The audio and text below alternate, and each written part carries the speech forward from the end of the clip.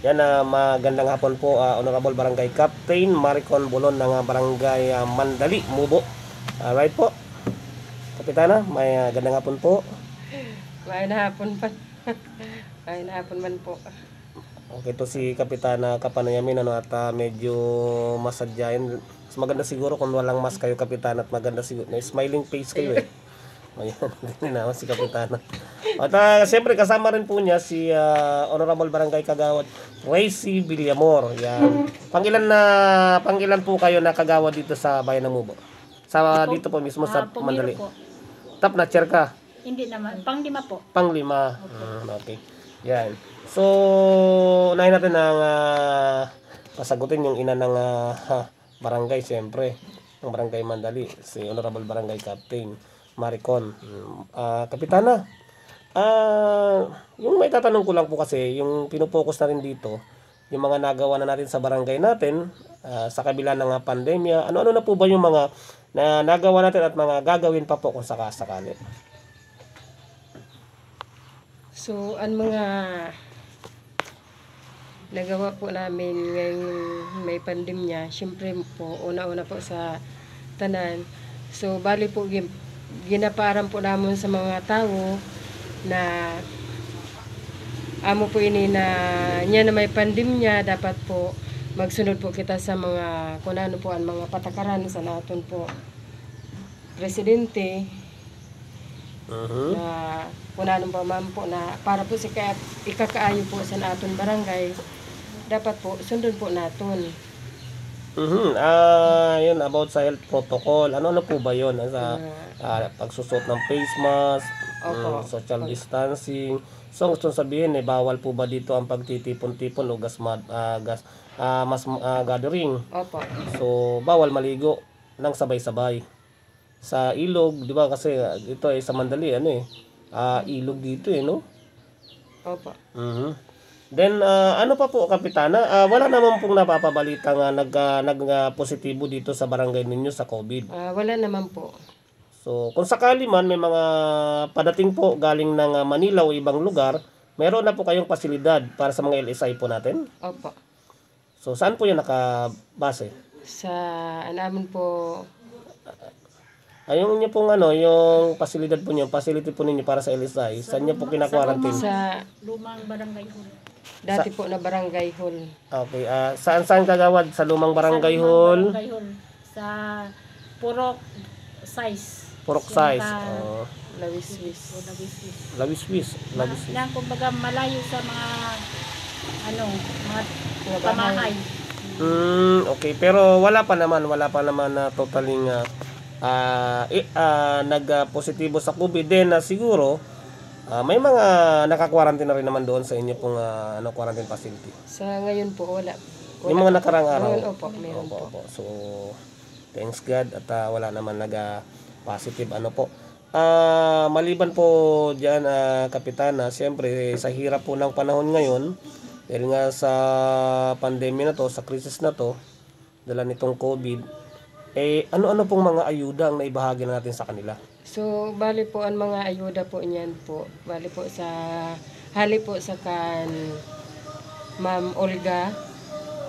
Andoli tupad po, naghatag po sin trabaho para po sa mga waran trabaho sa barangay na naudong inda mga trabaho niyan. Ginatagan po sinda sin trabaho. Bali po 16 days po na trabaho. Okay, 16 Doli days. tupad po. Doli tupad, 16 days na trabaho. So, yun. Dito po sa inyong barangay, mayroon naman pong nakapagtrabaho na dyan sa Doli tupad na yan. Opo. Ilang persona na po at ilang porsyento sa inyong pong kabarangay? Sa amon po, barangay, bali, first trans pa lang po, 30 persons. Opo.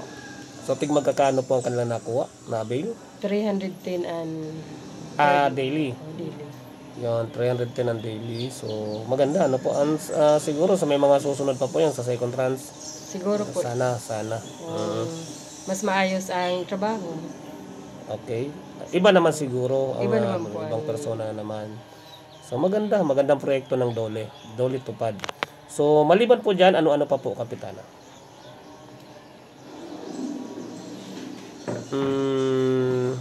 meron ba tayong mga, siyempre, yung 20% natin na para sa project natin sa barangay, baka na-convert na natin para maging ano na lamang, may tulong na lamang sa kababayan mo, sa kabarangay mo. Hindi naman. Sa 20% po naman, bali po naka-program na po sa solar po. Sa solar, so, okay. Kung irog po nga ni sila na may bagyo, may baha. Kailangan ng ilaw. Kailangan po talaga ang solar di sa amon. Okay.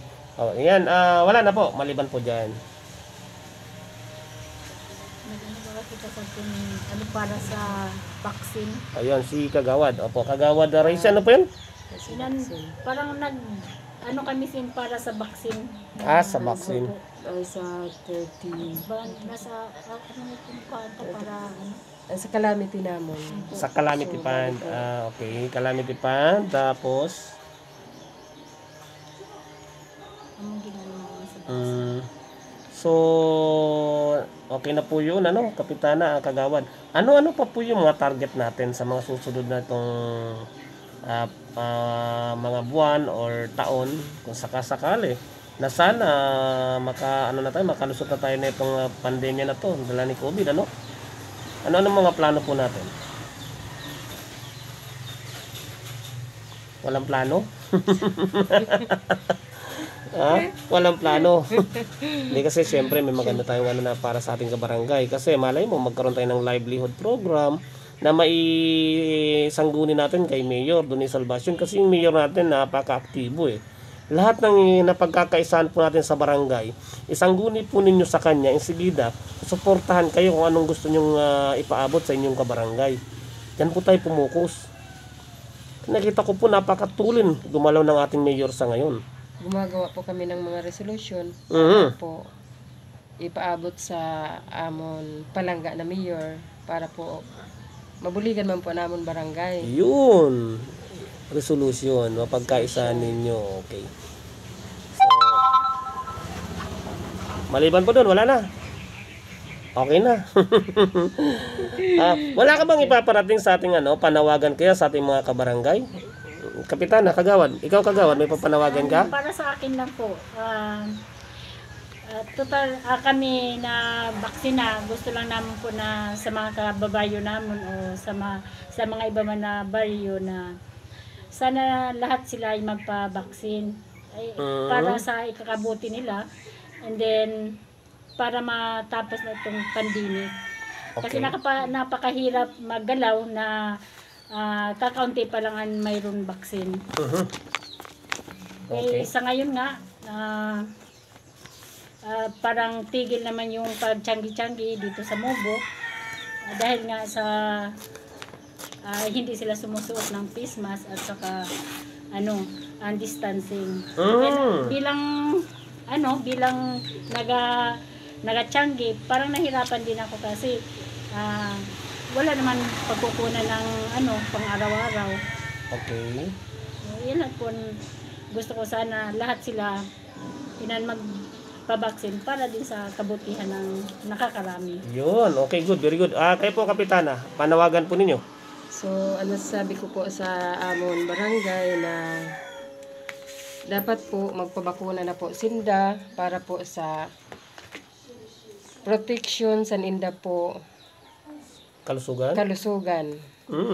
Yung sa panawagan, Kapitana, baka pwede mong sabihin yung bawal ay bawal, ha? Ang bawal ay bawal. Hindi pwede maging tama ang isang bawal. Okay, maraming salamat po, Kapitana, sa pagpa-unlock po ninyo na makapanayam kayo. Sa programa po natin sa Radyo Masbate 783, may programa po tayong Barangay News Live. Pang barangay po itong talakayan natin. So, doon po ninyo ito mapapakinggan at makikita sa TV channel 4 MCI Cable. Then, sa YouTube channel po natin, Radio DYME po. Then, yan. Maskin sa Facebook live na live po tayo. Maraming salamat po, Kapitana. Mabuhay po kayo.